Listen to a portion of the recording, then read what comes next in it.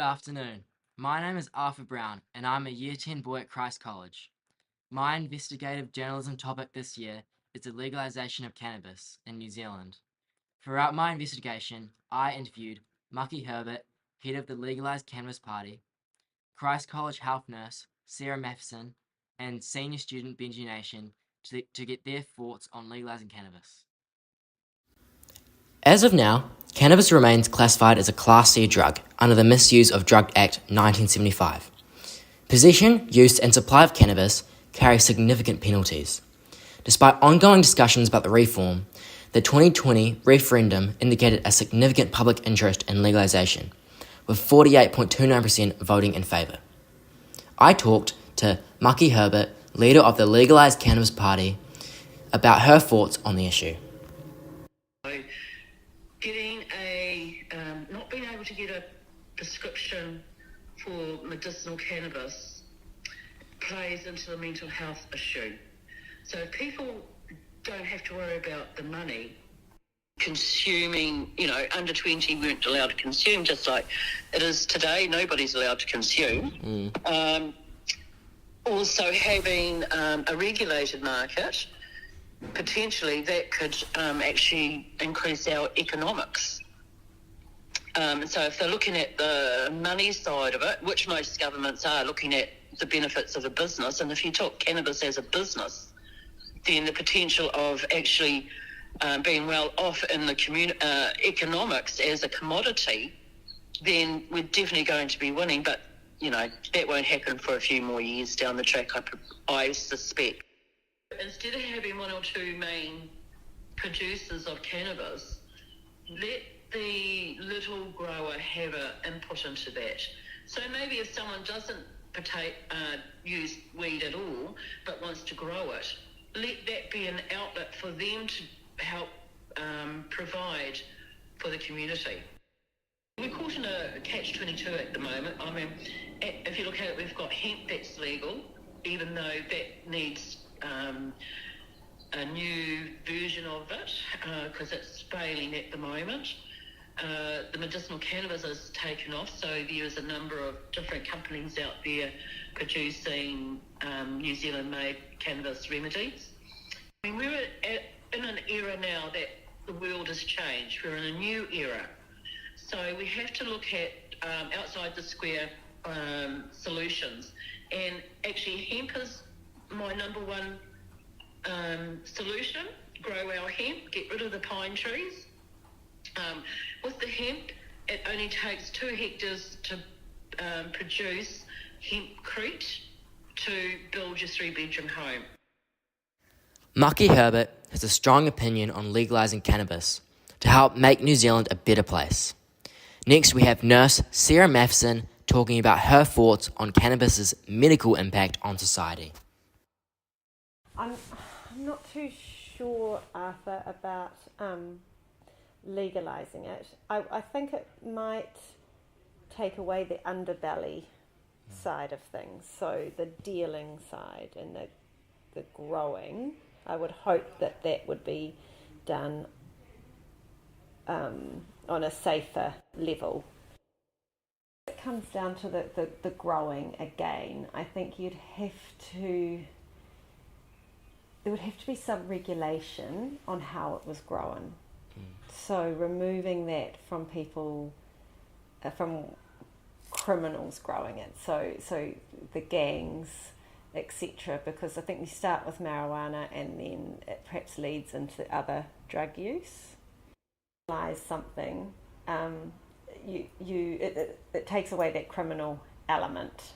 So for some people, and this is when they'll get into the medicinal cannabis, which for some people has been a game changer for their medical conditions. And I know they're using it in all sorts of areas. They're using it in the treatment of epilepsy and obviously pain. So some people, if it was legalised, it's just about using it correctly and safely. But I guess if it was legalised, it's really about having those systems in place to support people who are using it so that you're not getting dodgy batches that make people really ill there's more regulation around it, and it can be used for more positive effects than harm. Sarah tells us that there is yet so much left to discover when it comes to legalising cannabis. Lastly, Benji Nation, sportsman and student who will soon be able to vote, talks about how he sees the world with cannabis legal and its benefits and doubts. I'm not really too worried by it, but with my experiences, I think that sort of legalisation would solve some problems around it, but also maintaining heavy restrictions on it. From what I know, solves a lot of mental health problems and is a lot safer than other recreational drugs. It stunts brain growth and can affect brain growth in people who are having their brains still developing, which is, I think, happens till you're up to 25. And also making sure people aren't, I guess, getting too much and getting addicted to it, which I think is quite hard, but still possible. So setting up, I guess, helplines and facilities to control and give support to people who might be struggling with it and using it irresponsibly. I think it will be similar to alcohol, obviously not on the level as there'll be definitely more people who don't do it. As they just, I think it'll be sort of like smoking cigarettes, but like only some people would, and you don't really need to do it. The potential legalisation of cannabis in New Zealand presents both opportunities and challenges. A carefully considered approach that addresses public health, economic benefits, and social implications is essential for successful implementation. As the conversation continues, policymakers must engage with the community, stakeholders, and experts to develop a framework that supports the well-being of all New Zealanders. Thank you for listening. I hope that this information helps you decide for the next referendum.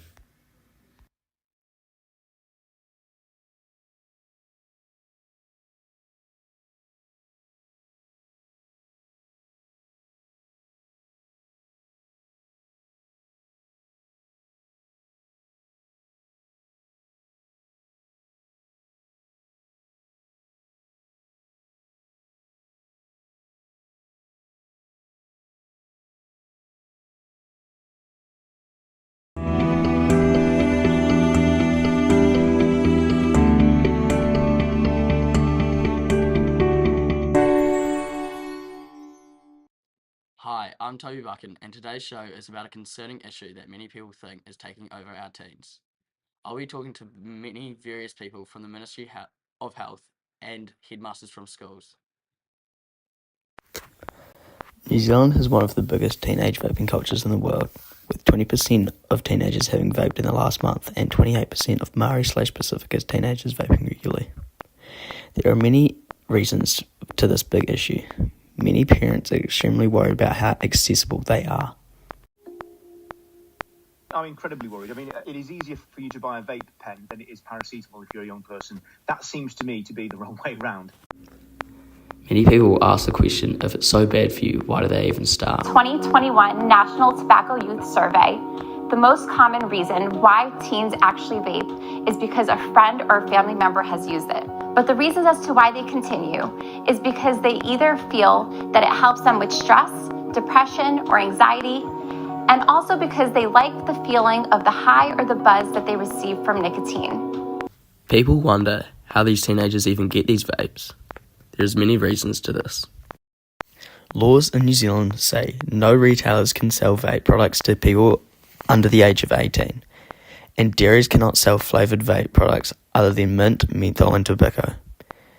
Many dairies disregard this law and sell vapes to people under the age of 18 and many different flavours. Stories every day about children who are struggling to give up vapes and about stores that are selling them illegally. The New Zealand government said they are significantly increasing the penalties for retailers who illegally sell vapes. The maximum fine for selling vapes or other regulated products for people under the age of 18 will increase from $10,000 to $100,000. Another big issue about the nicotine in vapes is that nicotine is a pathway drug that leads to many other worse substances, such as marijuana and even harder substances like MDMA and cocaine. Kids who vape for a while and start to get bored, or it doesn't give them the same hit or feeling as it used to, so they try something harder and more dangerous. It's addictive. People will get a certain type of effect that's produced by vaping, and it's not going to be enough. You know, some people, it becomes a morning, noon, and night ritual for them in using it. It's not about the flavors. It's about the fact that it definitely gets into their bloodstream and they want more and more of it. And so once they do more and more of it, after a while, an addiction after it's taken place will then sometimes transfer over into other types of addictions, and then they might go and seek stuff that's going to make them feel differently, because obviously vaping will only make you feel a certain way for so long. Yeah. Peer pressure is also one of the biggest contributors to why so many young people vape. Friend groups or social circles can heavily influence what you do. Many kids feel like if they don't give it a try, they might seem less cool or lose their friends. Vaping also serves as a coping mechanism and calms your stress that you might have from school or exams coming up. The nicotine inside vapes gives you a quick rush of dopamine, but quickly leads to dependencies on it and withdrawal symptoms. One of the big reasons teens even find out about vaping is social media platforms. Social media platforms are filled with vaping-related content, from influencers to friends sharing videos and pictures. Seeing vaping portrayed as a popular or cool thing online can create a positive image around it, encouraging teens to try it out and mirror what they see online. Many countries find vaping to be such a big issue that they have banned nicotine vapes entirely. Their strict regulations aim to wipe out vaping on a massive scale. The government has a strong stance against vaping and sees it as a massive health risk, given the nicotine and other chemicals often involved. By requiring a prescription to get a vape, Australia seeks to limit vaping to those who are using it as a quitting aid for smoking. One of the biggest issues that vaping is causing is the havoc it is causing in schools. What I'm seeing in our school is a number of young men who are vaping, a growing number of young men who are vaping. Vaping is certainly something that has become, or boys have become seduced by it. We're seeing non-smokers enter into a marketplace that we've never seen before. Some of the headmasters are even calling this vaping problem an epidemic. It's an epidemic. Absolutely. When you're saying 20% of respondents and 19,000 students who were surveyed just in 2020, if we had 20% of students in our school vaping daily, we're out of control. People think that vaping is causing people to smoke, not helping people who smoke to quit vaping. What we're actually seeing is vaping driving students potentially to tobacco. We're seeing vape products with 60 milligrams of nicotine in them. Cigarettes have, up to 20 milligrams of nicotine in them. We're actually putting students, young people, into a position where they will become addicted and they'll move into their early 20s having no choice but to use these products. And that's what the tobacco industry want. They know that tobacco is not as sexy as it has been in the past, and now we have a new smoking, and that's vaping.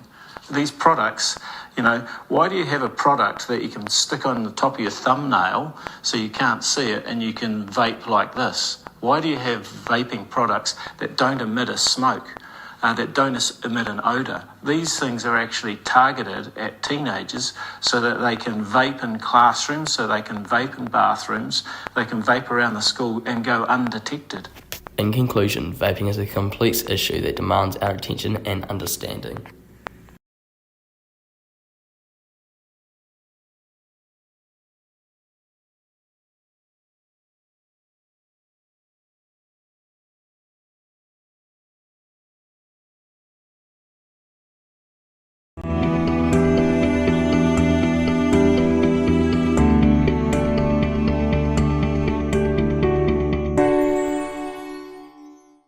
Good afternoon. My name is Will Coughlin, and I investigated social media and the influences on mental health. I interviewed professional footballer Miss Ward and health teacher Mr. Cortese to see their insights. Here are my results. There is no doubt that social media is a big part of our lives, whether we like it or not. There are both good and bad influences from it. I wanted to know if social media had an impact on mental health, whether it was positive or negative. I interviewed professional women's football player Miss Ward to gain her insight on the matter at a professional sporting level. Did you see social media platforms impact any of your former teammates during your football career? If so, would you define them as more positive or negative effects? I've seen both. I've seen the negative ones where players haven't had good performances or have missed out on making squads, and fans and whatnot have commented and kind of trolled them to the point where I know of players that have had to turn off their social media, turn off them for a while just so they could have a break away from it. I know that when it comes to big tournaments, some of the big teams will the athletes themselves will say, right, I'm coming off social media because I don't want that pressure, and so they don't even post on it. But then I've seen the positives of it, and, for example, the captain for New Zealand, Ali Riley, she's managed to create a whole social media platform and has her own podcast and show on it, and she's reaching lots of people and having a positive impact. So it's definitely got its benefits, but it's also got its negatives as well. Have you experienced any negative online interactions such as criticism or unkind comments, and how do you mentally handle those situations? Yeah, I probably haven't to the extent of some of the other players. I've definitely been compared to other players, and that's never easy when, potentially you're not going to always have your best game, but to always be compared to, those in your position, that makes it hard. But having watched other people go through it and see how much of a negative impact that has on their mental health, I'm very aware of making sure it doesn't have that, and having things outside me and people outside me that build me up. But yeah, it's a tricky place to navigate as an athlete when you want to be on it to promote yourself, but also it's got the negative kind of side effects of social media and trolls and whatnot. So, yeah. How do you stay grounded and focused on your mental well-being when social media can sometimes highlight the successes of others more than your own? Yeah, I actually spent a lot of time really working on this while I was at Southampton and just limiting my time on social media. So instead of, it being the first thing that you did when I woke up, I'd actually actively be doing something else, or I'd talk to my friends and family back home, my support network that would help to encourage me and build me up versus, social media where I was comparing myself. But I did spend a lot of time doing other things to distract myself from being on it, or limiting how much input it had on my life. Have you ever taken breaks from social media to focus on your mental health?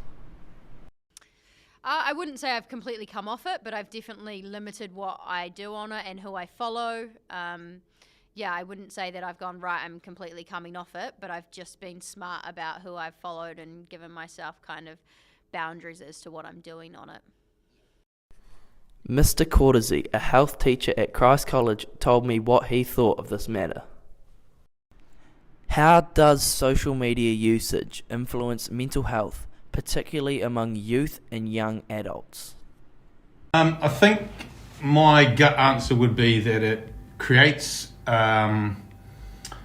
false images or false perceptions of what actually we need to look like, feel like, or act like. And I think it teaches us, it creates a false reality, right? So it tells us that we've got to be one thing when actually that one thing is quite unachievable for the majority of people. It's like, tells you this is what the perfect person looks like, but that achieving that is quite unrealistic for most people, right? To achieve and get to that point. Yeah. So I think it causes issue because we then are trying to achieve or trying to push ourselves towards something that we can't get to, and that's got to take a toll on us mentally and physically, but the idea or the challenge for us trying to get to somewhere that's unattainable is going to take an emotional toll and probably a mental toll, I guess.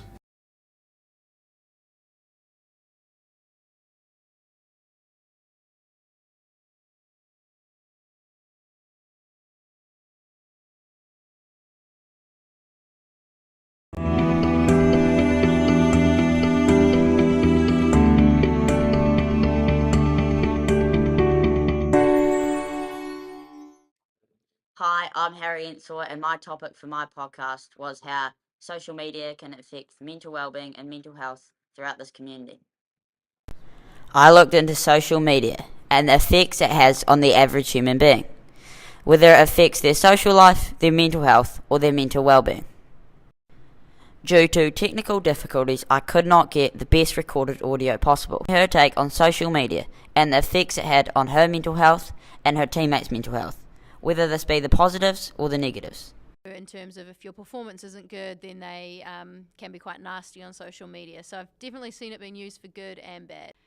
Yeah, I probably find it more of a distraction for myself. I think probably being more of a fringe player on the national squad, the social media posts were more around, your key players. And I think not being one of those key players, it kind of was disheartening when, you weren't posted about, even if you had maybe had a successful club game, because you weren't one of, the it players. So it was probably more of a distraction for me in terms of my, motivation. I kind of tended to stick off it. But yeah, it has its benefits as well. If you're doing well, then they post about you. If you're not, then they don't post about you. She then talked about how she has seen the negatives and positives of other players being affected by social media.